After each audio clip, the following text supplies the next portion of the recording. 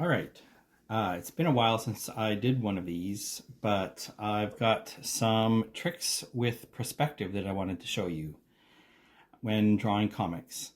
Um, I draw a lot of backgrounds in my comics. I set a lot of stories in big cities with lots of buildings, and I want them to feel like they could be a real place. So getting the perspective right is really useful for that. The first rule with drawing perspective, though, is that you can't make perspective the priority. Getting the backgrounds right is not the most important thing, even though that's what this video is about. The most important thing in comics is telling the story, and that means you have to prioritize composition. So this is a sketch of the next page I'm going to draw. You can see I have a rough plan of where things are going to go, but I haven't drawn any vanishing points. Their perspective is a little vague, it's a little wonky, because the purpose of this page is to figure out approximately where things are going to go from a storytelling point of view. Like how big are the characters going to be, what can you see in the scene, that kind of thing. And so I always start with this, and then I'm going to transfer that to my good copy in pencil. So this first panel here, I've got my character riding a bike through a city, through a bunch of traffic, and that looks like that's going to be a 2-point perspective shot. You've probably learned in school at some point how to draw 1-point perspective. 1-point perspective drawings are certainly useful, but I find I draw a lot fewer 1-point perspective drawings than I draw 2-point perspective. 2-point perspective is almost every shot that I draw. And part of that is that in most cases, a 1-point perspective scene that's just like in a room or something is going to look really flat. It's not going to be very three-dimensional. It's not going to have a lot of depth because it's going to be a lot of lines that are parallel to the borders of the panel, lots of horizontal and vertical.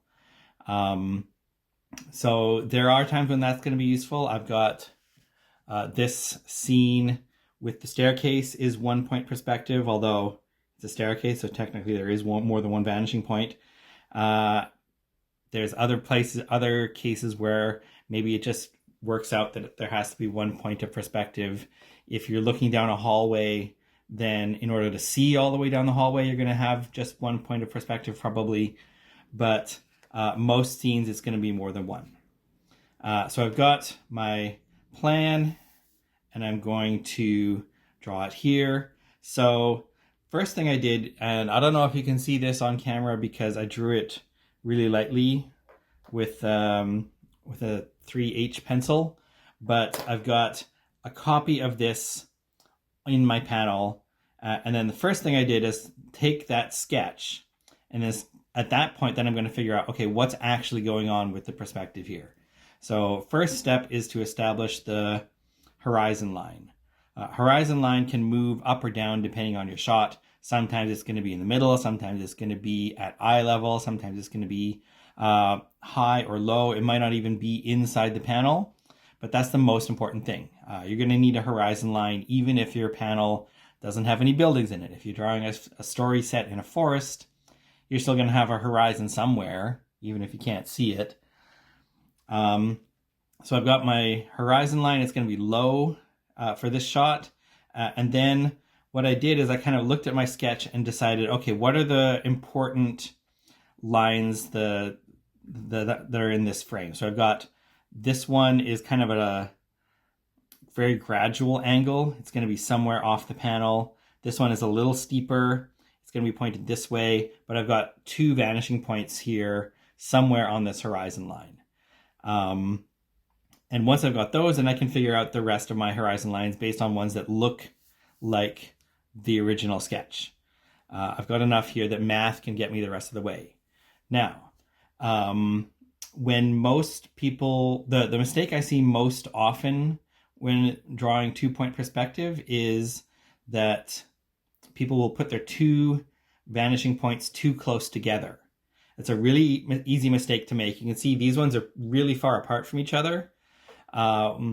But if it looks wonky, if it looks like things are kind of at a weird angle, it's probably because you have your vanishing points too close together and one or the other of them needs to move farther apart. When in doubt, push them as far apart from each other as possible. There isn't really a rule for where they're supposed to go because they can change. Like if you are using a camera instead of drawing a picture, you can change where the vanishing points are, even in real life, by changing the focal length of your camera. So in comics, I don't have to be too exact about that as long as it looks right, but they can be wherever, they can be anywhere that it's going to look okay in the end. Okay, so I've got my two lines here. These will connect with the horizon at some point. And this one is going to be really easy because even though it's off of the panel, it's not so far that I can't figure it out. I can attach a piece of paper to the other side and say, okay, here's the horizon line. Here's this other line, which I just kind of drew in a place that looked okay. This must be the vanishing point. So all of the buildings or objects that are tilted this direction are going to meet at this point. And then what I would do so that I don't have to have this piece of paper attached the whole time is I would take my ruler and just rough out some additional lines like this. So these are just extra lines that I'm going to put in the panel so that I can make a good guess about where things are. Got to keep them lined up here.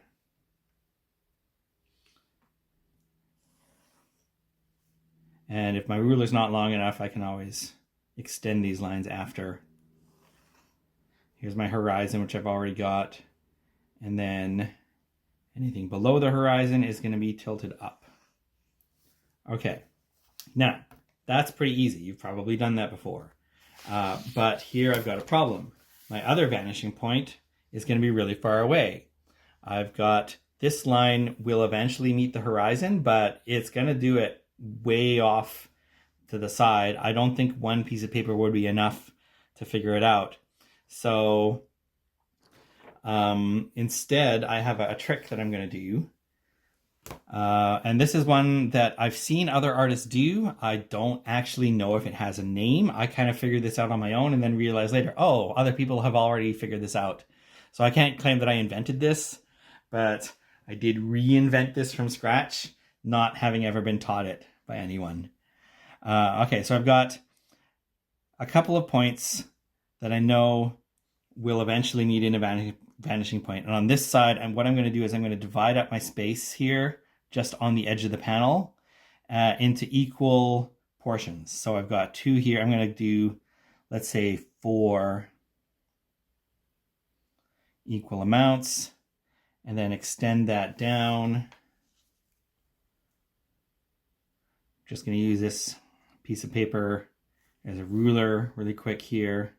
It's faster than using an actual ruler. Just so that these are equal amounts compared to each other and compared to the horizon line. The horizon line has to be one of the points. And then I'm going to follow those two lines over to the other side, and they meet at the edge of the panel here and here. And I'm going to divide this into equal portions. So I divided it into 4 on this side. I'm going to divide it into 4 on this side. And then those lines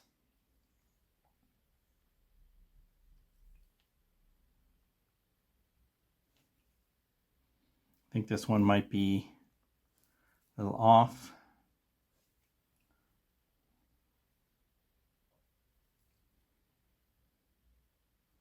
Those lines will connect with these lines to give me the rest of my perspective grid.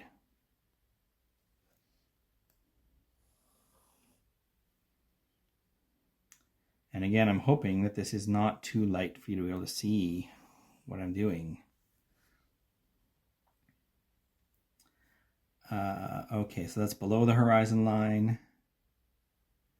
Now these lines are going to be really close together right now because I put my vanishing points so far apart from each other, but as I get further from the horizon, they'll get further and further apart. It'll be easier to see the grid.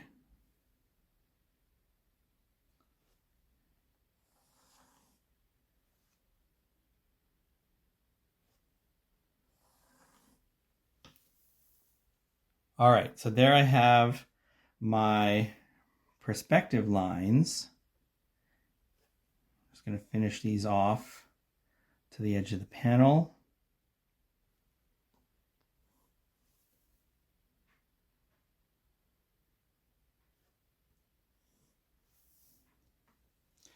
And based on that grid, now I can start drawing in the stuff inside this panel.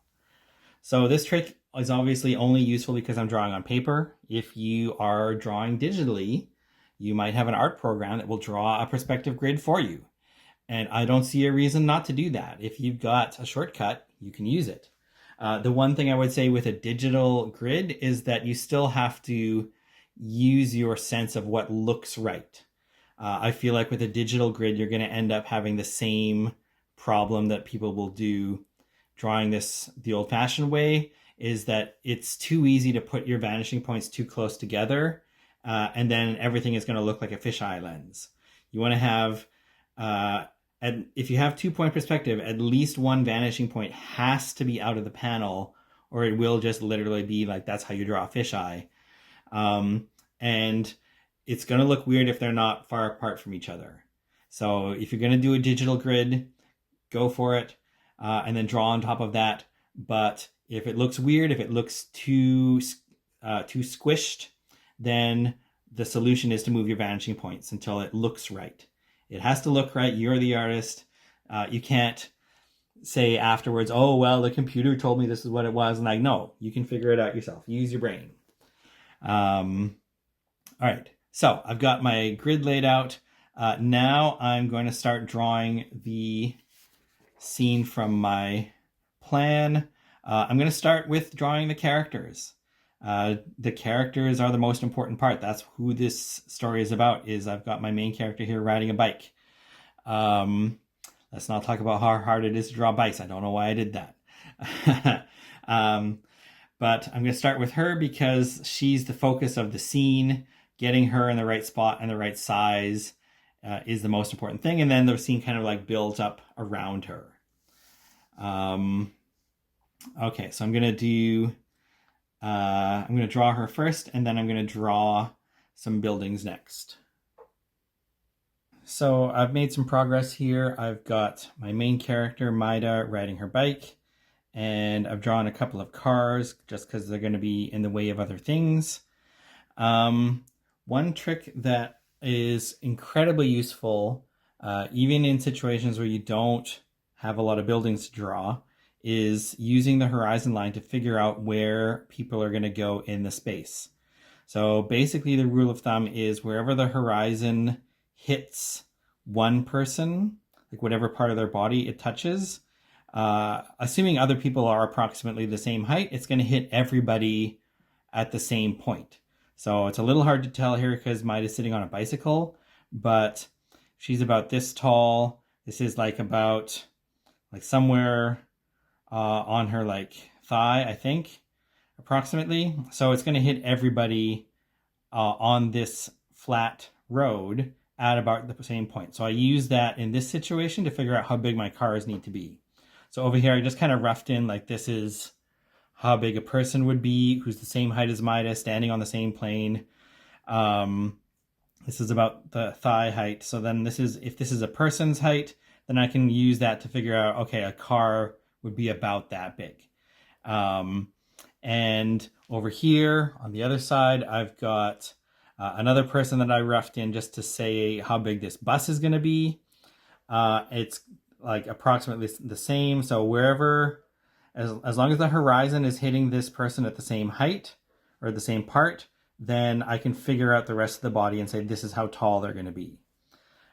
This is going to be useful in any situation where you've got multiple people in a space with a horizon line. Even if the horizon isn't touching the person, you can still figure it out. Like if there's this, you can look at the horizon and you can say, okay, there's a head's worth of space between this person and the horizon line above them. So everybody in the scene is going to have one head space between them and the horizon. And that's a really quick way to figure out so that things look right when you've got people in a space. There's not going to be any other people in this scene, so now I'm going to start drawing background. I've got these cars. I don't enjoy drawing cars. It's all even harder than drawing a bike. I should draw more bikes and fewer cars. But that's it for cars. Now I'm going to draw some buildings. So I've got all my perspective grid here, and I might use a ruler for some of this, but I'm going to use a ruler as little as possible because I don't really need one. I've got this grid already. I drew the grid with a ruler. Why do I need to draw everything with a ruler? So there's going to be a building here. The up and down is easy because it's a 2-point perspective, not 3-point. So I don't have to worry about that. Let's say this is the corner of the building. And then for anything else on the building, then I'm going to use my grid. So I'm going to go ahead and use this. I'm going to have it down to here because I think that's too close. I'm going to use my same trick here with people to say how big one floor of this building has to be. So we've got a person. If I've got a person over here, they're going to be like that maybe. Yeah. So if you look at that, that's smaller than Maida, but this building is farther away than her, so that must be right, or approximately right, close enough. And then one floor is like maybe that. And so then I can, I think this side of the building is just going to be flat. Like I think that's what I had in mind when I was drawing this. But this side of the building has stuff there, so I'm going to use my grid to draw some stuff on this side. So I don't want to bother getting out my paper again to find the vanishing points. I don't need them. I've got a grid. So as long as there's the first floor, as long as my ruler doesn't, like if it's between these two lines here and between these two same lines over here, then it must be in about the right position. So I'm going to, that looks about right. Draw that, that's the floor. Each floor is going to be about the same height. So second story is there. I think we're going to have another building. This isn't going to be like a full street. This is going to be like an alley or something. So there's another building there. And this one is going to go somewhere in between these two lines that I've got on my grid. Here's my second story. I don't think I'm going to fit much of a third story.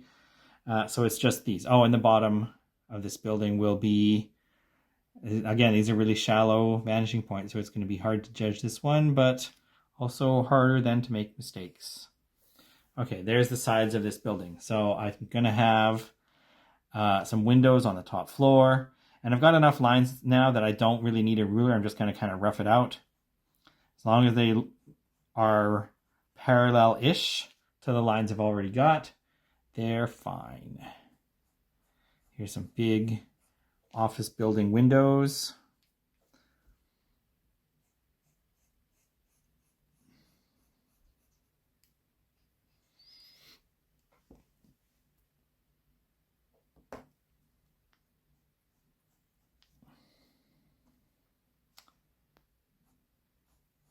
And again, I'm just making it look right. I'm not going to do a bunch of math to figure out how wide are these windows. You can do that math. It's possible. But I don't know why I would bother unless I'm trying to do something really, really complicated like a chain link fence or something like that, which I have done. But that's another video. If I ever get crazy enough to do another close-up chain link fence. Okay, so there's my second story of this. I'm going to put some more decoration here. This is not a pedestrian-friendly street. This is just a street with lots of cars on it. And then I'm gonna, I think, just repeat something similar on the next floor up.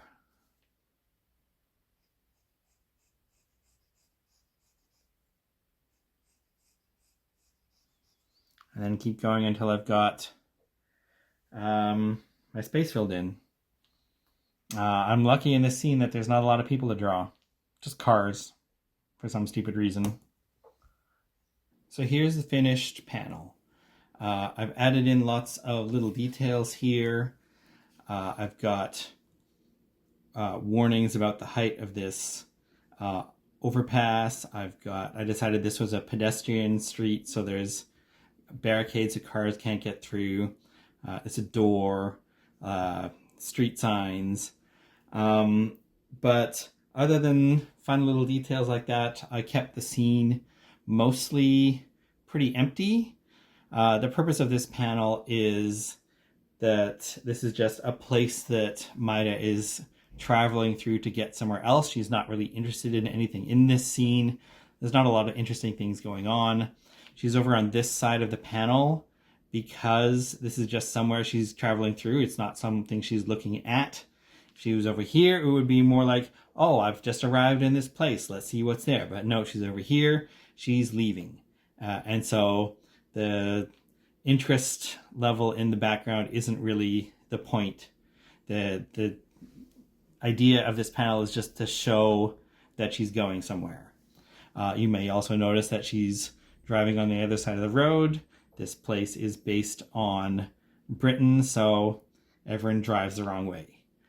One other thing that I should mention about my perspective grid technique is that the grid that I laid out is only really even increments in a flat plane in front of us. It's not even increments on the ground. So for example, if I was doing a scene like these ones where I've got a grid pattern on the floor, I can't use my grid to figure out how big the squares should be. That I'm just going to eyeball a couple of squares and then copy the rest based on that. Because these perspective grid lines, they're only really valid for figuring out the direction to the vanishing point. They're not really a real thing in this world. So for this grid, what I did is I drew a line and said, okay, so this is about how big the squares are, and then just extended them out. And then this way, I eyeballed it again, what looks like it would be a flat square, and did approximately even increments, although they get a little smaller closer to the top and a little bigger closer to the bottom, and then drew out my lines to make a grid. So you can, I don't have a lot of other tutorial videos. I hope to make some more at some point, but you can check those out on my YouTube channel. And more importantly, you can read this comic, Phobos and Deimos, where Maida doesn't spend most of her time riding a bike because that would be too much bike drawing to draw.